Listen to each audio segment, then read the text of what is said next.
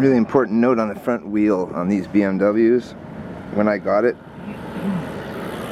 the front arm would move, but the rack arm wouldn't move until full extension, so it wasn't actually engaging. So the eccentrics here,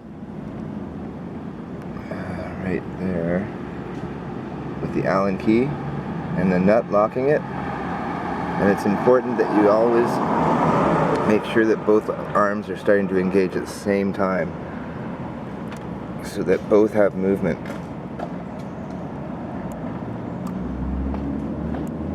As close as you can get.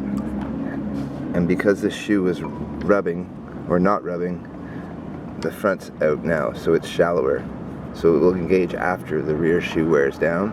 When this rear shoe wears down, there'll be an equal adjustment. But because the guy rode it without this shoe engaging, it was a single leading shoe brake. And what that causes is the extreme diving that you get when you're applying the front brake. So it's a hazard in the rain and stuff like that.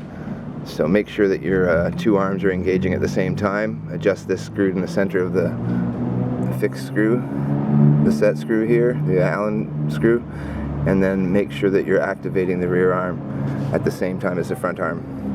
You can get through it experimenting, you won't break anything, but if you're experiencing the dive on the /5, that might be your problem.